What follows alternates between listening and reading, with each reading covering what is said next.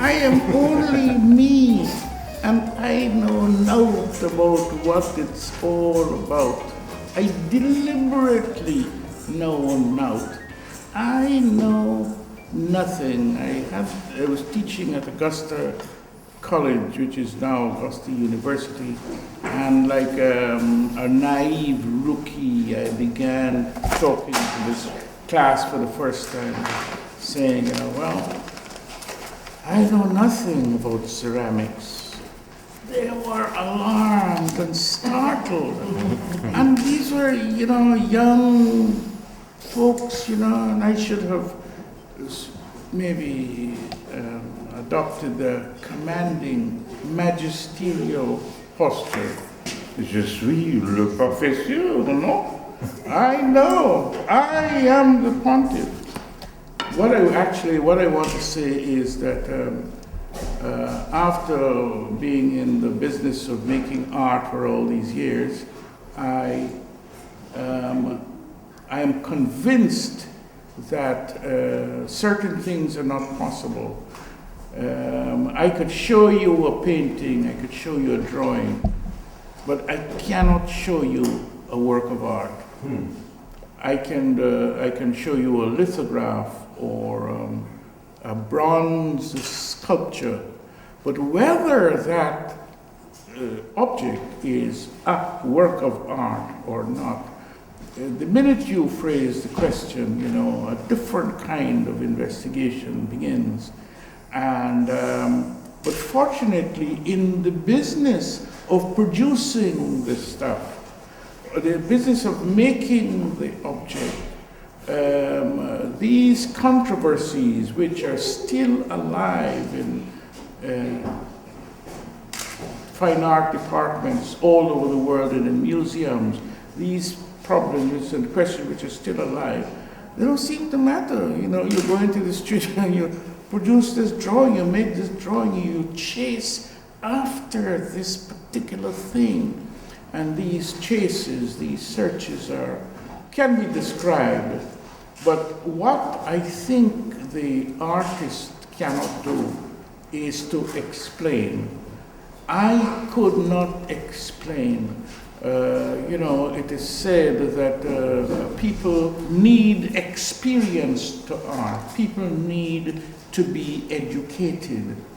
Well, I don't know what education is a funny term relating to art. I'm not sure about that. All we know is that there are certain things certain people like, and they like it to such an extent that they would they would commit anything, crime, murder, corruption, to get that object. And I say, for those crazies, thank God for them.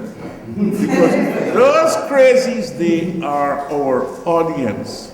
They are our audience. There's one such crazy, he's looking at me right now, and I'm not going to call his name. And he is your audience. And you're all highly intelligent people, and I think you've sussed out what I'm trying to do. I'm trying to do anything. Explain what this is all about, and I'm not going to do that, but what I'm going to do, this is one of my Bibles. This is Henry Miller, Black Spring, first published in 1935, and I dip into it every now and again. And suddenly I thought, hey, maybe if I read some bits and pieces. As you know, Henry Miller, he thought he was the greatest writer in the world. I think he is simply one of the greatest writers in the world. And he probably had published, 10, 20, 30 books, but they're all one book, a stream of consciousness which begins, it continues, and 10 billion words later, it sort of stops when he died, And I thought, perhaps if I read this, you may get an idea of how sometimes things happen, and perhaps I'm thinking, And here he is standing on the Brooklyn Bridge. Look, he was born in Brooklyn, and he grew up there.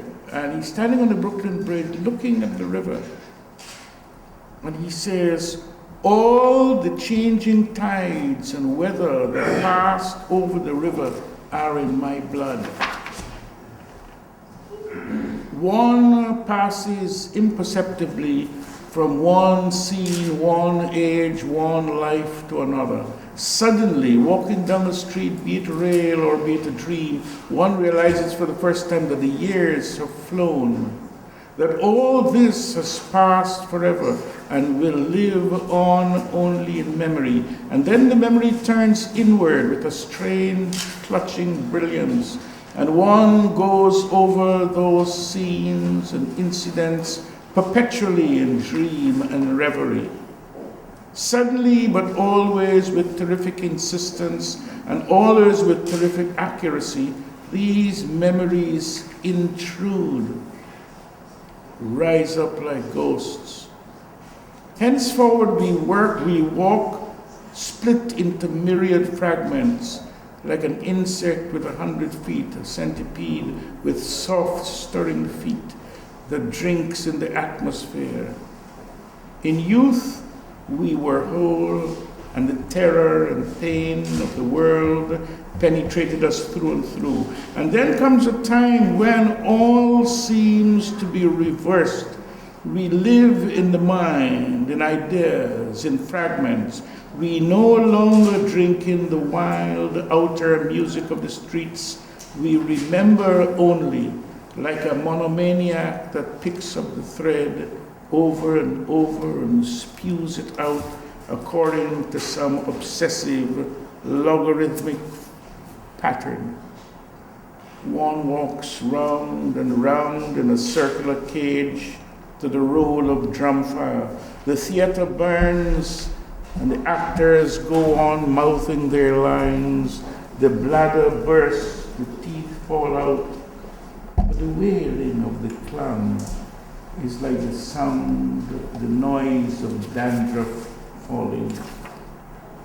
Suddenly, the whole world roars again, and the very skeleton of the body melts like wax.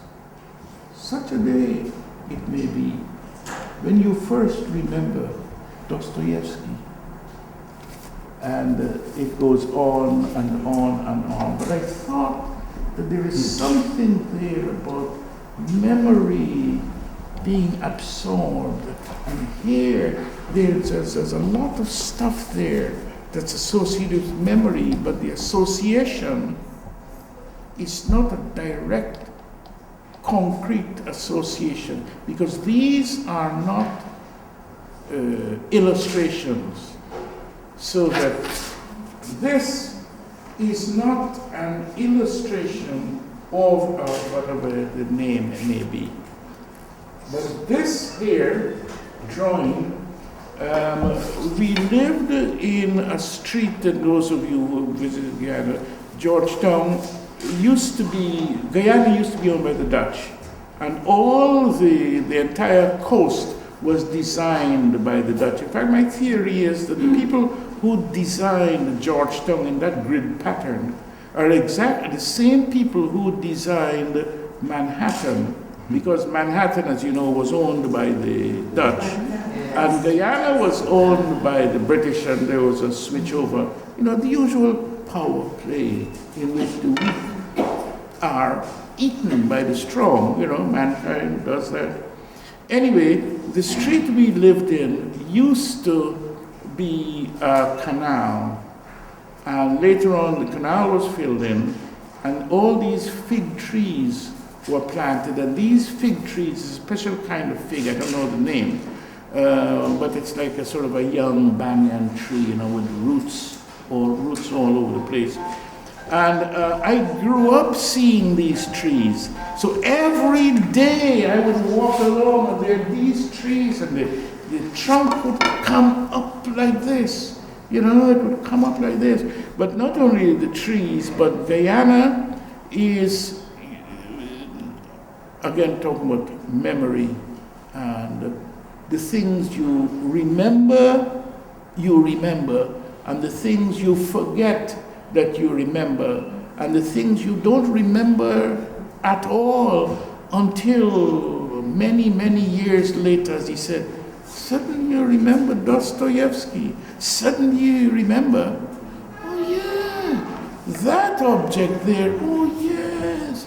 My mother said that when she was a little girl, not a little girl, she was a teenager, her friends, she and her friends would go into the back dam and pick up wood and tie it in a bundle, firewood, and tie it in a bundle. Women in Africa do the same thing up to now, and take it back to home, because this is what you're going to use for firewood to cook under the thing, And when I did it, oh my God, but of course, yes, because the idea of walking down, and she and her friends, they would laugh, and you would take, when you go into the back dam, you would take something to eat, biscuits, fried bangameri, and sometimes dry coconut, and you eat this thing, and you could imagine these girls,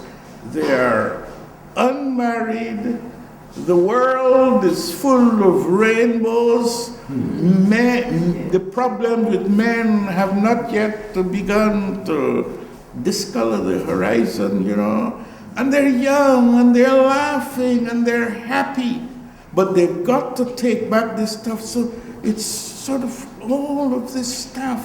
Now,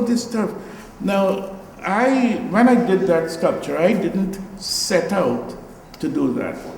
I didn't set out to do that at all. But I had a problem with figures, with human figures. Ever since I was at art school, the model would be there, the nude model would be there. I would only work from here to the knees. I wasn't interested in what happened with the knees and the feet, and the teachers at Edinburgh College of Art would get after me, and they would say, "But Donald, we're here to make you look at the entire human figure." Incidentally, my Scottish accent was the worst they'd heard ever.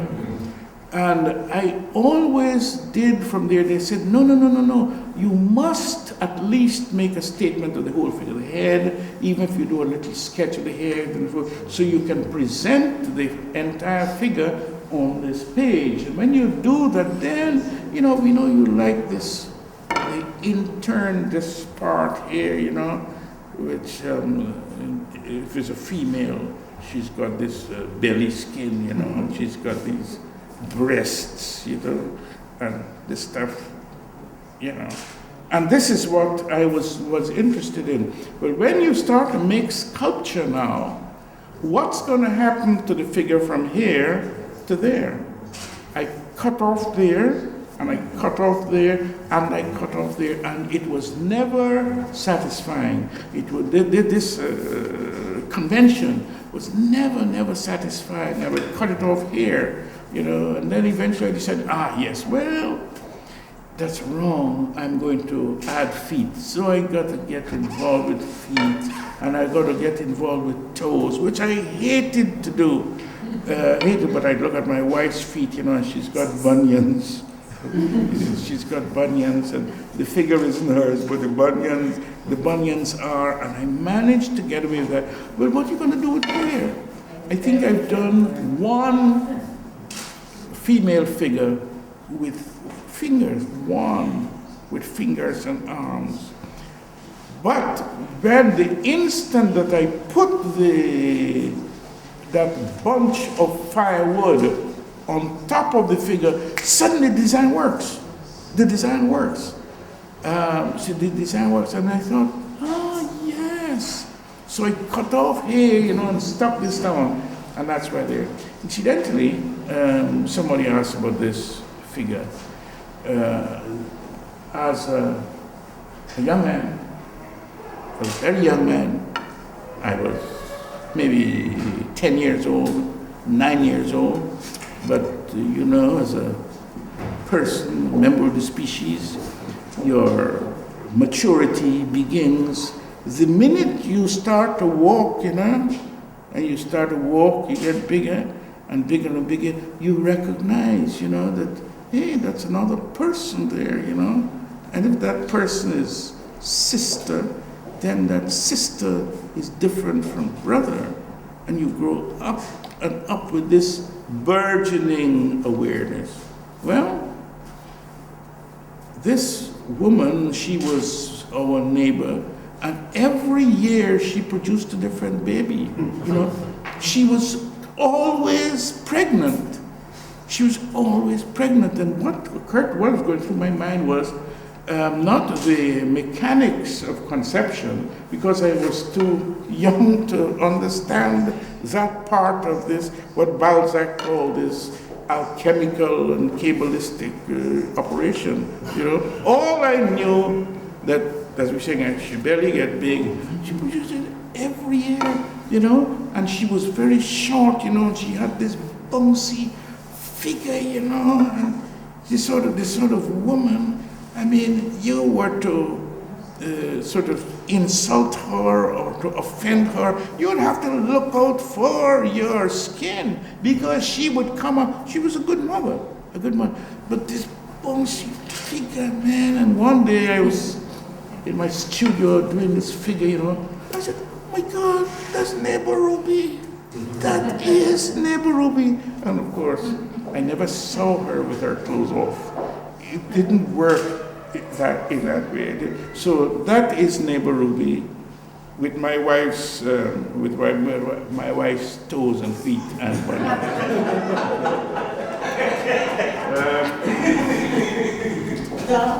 Yes. Yes. So does this happen often, that after you do a piece, you realize where it came from or who it is? Very often. Quite frequent, yes. Very frequent. In fact, I've developed the view, it seems to me, that, you can't, well, maybe you could paint snow, but there are certain things which are part of your internal system, let's say your soul, that you don't have to worry about. You don't have to set up what I am going to make a certain type of design. You don't have to do that. All you have to do is concern the design works as a design. I've seen your work. This is Cheryl. And I'm looking at this thing, and it's like an African drawing. Now, I'm sure you didn't set out to do what I am going to do, an African drawing, to express my African heritage.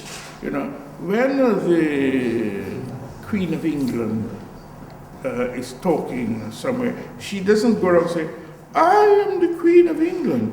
She doesn't have to. Everybody knows she is. So you don't have to sort of set out, I am going to do this. It is there in your work. And I'm reading this drawing, She's got this drawing. There's one little pattern there, and another one, another one. The thing is full of patterns. And if you remember correctly, the colors you used were very much those earth colors. It's all over Africa. So again, I really believe there's a whole ton of stuff that you don't have self-consciously to set out to do. It is going to happen whether you like it or not, Believing as I do that, you've got this stuff in you because you are not an earthworm or a tarantula or a chihuahua. You are a member of the human species. And as a member of the human species, there are certain stuffs built into your consciousness that you may change it here and there, but you can't get away from it. Is it Jung or Freud who used the word imprinted? It's imprinting. Well, this here, this object here, I was teaching in Chester, and one day a salesman came around with some wax that he was trying to sell, a new kind of wax. And so he gave me a sample. Man, this wax was beautiful. Oh, Oh, it was beautiful. You did this, man. So I took it back. To my studio in London, and where we used to go for weekends. And I started to play around with this thing, you know. And as the heat from the hand softened the wax, it became more malleable, which was beautiful for me. There are some sculptors who don't like soft wax, but this particular wax, I just loved it. So man, I'm making this thing, you know, and held it in a certain way. That looks like a bull. That looks like a bull. That part there, maybe I could add a horn to that. So I put a little horn, little tiny. It was a bull, and it was a bull. And eventually I made a mold from the bull, and I cast them all. And after a little while I thought, hey, maybe I could do this again. Now we know where Picasso's bulls came from. The great tradition of bullfighting in Spain, you know, and it's not a tradition, it's like a religion, you know, those huge bulls, you know, oh man, that old bullfighting thing, you know, you see photographs of some of the great bullfighters, you know, the bullfighter is about 5 feet tall, and that son of a bull is about 5 feet 3 inches tall, and as he does a wave of his cape, you know, the sharpened horns of the bull comes by. So we know where Picasso's bull comes. But after I did this bull, then I did another one. Then I remembered there's a Creole story. In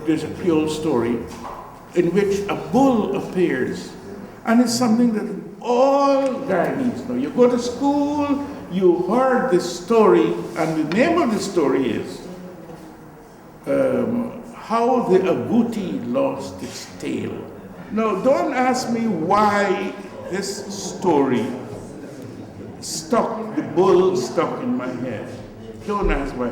But I suppose I've done, I don't know, maybe 15, 20, 30 bulls, and they keep coming back, and it keeps coming back, you know. So this is why I thought I would read this bit of where Henry Miller talks of the memories that shift and change, and they're what Gauguin called, you know, the mysterious centers of thought, which deal with non-rational, non-palpable material. So, so that when I was working on this drawing, my conscious concern was to make a good design. So that for me, this area was an area of great problems, you know, man.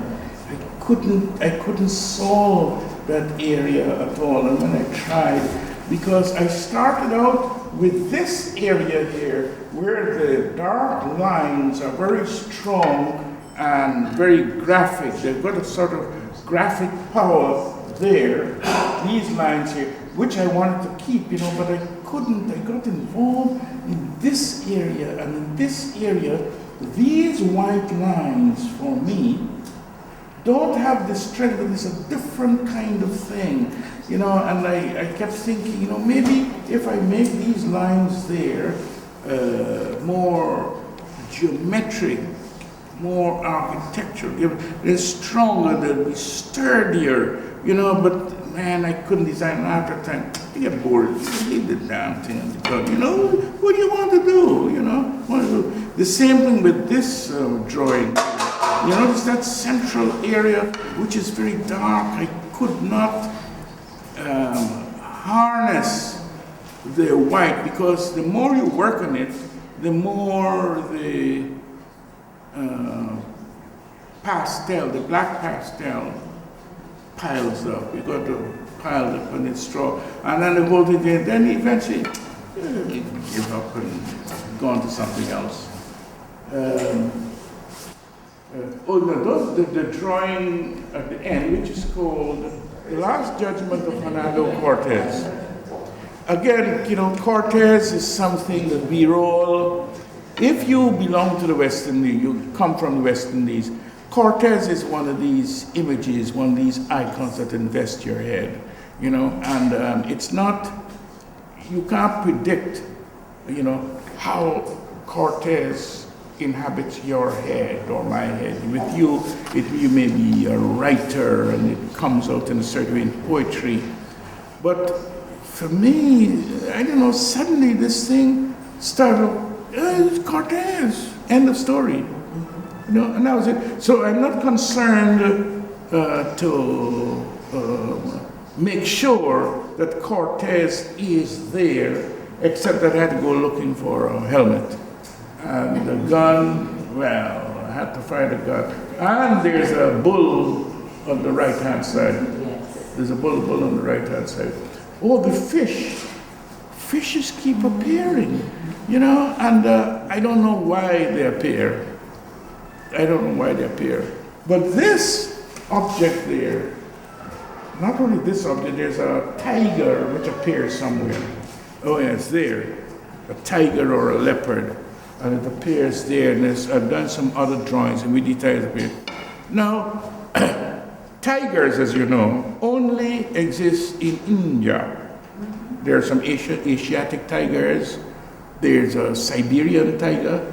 But tigers don't exist in Guyana. But leopards in Guyana are called tigers.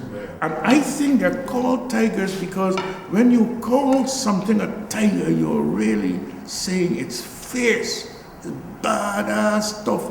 It's chew up people, eat dogs, and it's a tiger, you know?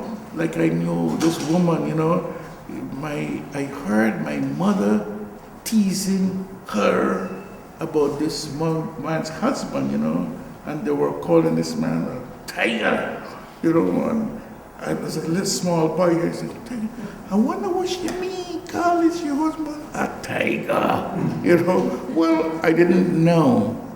Anyway, the leopard is called a tiger. And you could imagine what it means. This thing is fierce, it's bad. But I remember this day, I must have been, I don't know, must have been 6, 7 years old, man, and there was a noise, the rumor went round that there was a tiger in the back dam, a tiger in the back dam. Well, in Guyana, the coast, the entire coast is below the level of high tide, and the Dutch first built a seawall, referred to sea defenses, yes, and so coming inland, there's the shore, there's a seawall, there is the alluvial coastal land where there's rice and sugar cane crops and so on. And then there is this conservancy canal which separates this area from the coastal savannas. And when so there's a dam, an earth dam, and this canal. So when people say the back dam, they mean these lands at the back. And the back dam means bush and mosquitoes and snake and tiger and all this sort of thing, you know. And tiger is a bad thing. Anyway, the shout went around, there's a tiger in the back dam. Oh my God. I was terrified. I was terrified. And you know, in that culture, a little boy, when he's terrified, he's going to go and hide. And where he's going to go and hide? This time in the kitchen, he hides under his mother's bed, under the parents' bed. You're going to go there because it's like Bill Cosby all over again. You know, tigers can't get there because for a tiger to get there to attack you, the tiger got to go past your mother, got to go past your father, got to go past neighbor Ruby. So you are safe. You are safe under that bed. And then you know that the men are getting around. They got maybe cutlass and a machete, and maybe somebody got an old gun, and they're gonna go and kill this poor tiger. Man, oh man. And to make it worse, the sun was not shining that day. The rain wasn't even falling. It was dark in the afternoon. It was overcast in the afternoon. So I was in terror. I was in terror. Well, at least now, looking back now, I think, oh yeah, this is why I like them tigers, man. This is why I like them tigers, you know. So they got a lot of tigers, you know, and I like them tiger, you know, because the thing about the tiger is, he's made of paper. He can't come out of the drawing. No, he can't come out.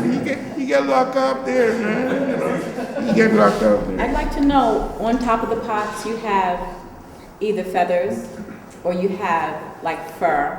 Yes. And you had said earlier you believe that everything that you express is in the recesses of your mind, Yes. or in the DNA, really. Yes. Okay. Did you do research, or this is Congolese? This is very much African line. It's very much like talismans. Yes. I am not an African. I don't call myself an African. I am a Guyanese in exile. Yeah, I'm a Guyanese in exile. However, in the same way,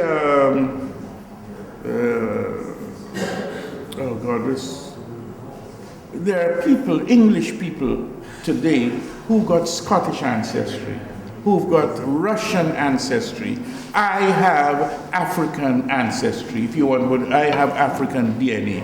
You know, and to me, it's not there's nothing to be remarked about it, because I am simply one of millions and millions of people in the new world who got the same DNA. But I think one of the differences is that there was a time, for instance, like Henry Osawa Tanner, when he was going to art school, when he was going, and in the middle of his career, African art was not something that we studied and reached out to, you know. And all his art, you could see it belongs to that sort of period. But I went to art school at a time when African art was revered. It was for all sorts of reasons, which we didn't get into. It was absolutely revered. And we studied it, but we didn't study it as African art. We studied it for its special qualities. And as Picasso said, you know, Picasso said that it wasn't the formalist motives which he picked up from African art. It was, and he insisted on this, it was the power, this raw power of tigers that he could sense was in this sculpture. And this is what we felt. So that at art school, to tell somebody that their work had primitive power, we thought that as a great compliment. As a great compliment. So for me, I grew up familiar, being very, very familiar with these things which today are identified as African. But for me now, it was contact with this thing. And there's a woman named Ladi Kwali. You may have heard of her. She was a potter from Nigeria, of the Kwali region of Nigeria. Man, that woman, she made these pots, you know, like hundreds of other African women, you know. Man, this, my God, they're so beautiful. They're so beautiful that it sticks in your head. It sticks in your head as an ideal. And as an ideal, it's like if you are an opera singer, you may have as an ideal, you know, Leontine Price or Pavarotti or whoever, because as a professional, what you want to do, you want to produce the best of its kind. And for many of us, this stuff out of Africa there was nothing better. There was nothing better. It's like the sculpture of Ife. I mean, if you want to find some of the greatest sculpture in the world, it's the sculpture of Ife, which goes back, 400, 500, 600 years. There may be sculpture is equally good, but not better. Not better. So that for me now, you sort of take a bottle. A bottle, I discovered a long time ago, a bottle has a body, the containing part, it has a foot that it stands on, and it has a neck. And my teacher, the first teacher I had of ceramics, he did something very unusual. He would make a shape from a press mold, and the shape would look something like this.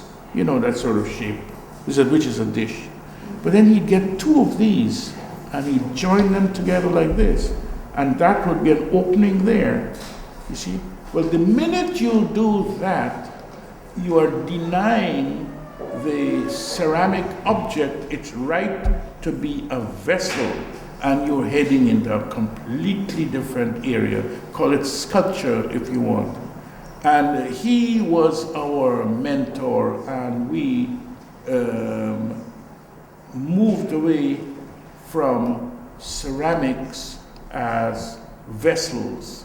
Well, by the time I went back to live in England, in London, then I started to play around with this stuff. And the more you play around with this stuff, now then funny things happen, The bottle has this body there, the foot and the neck, And then one day, the neck which comes out, all I did was to do this and to bend it sideways.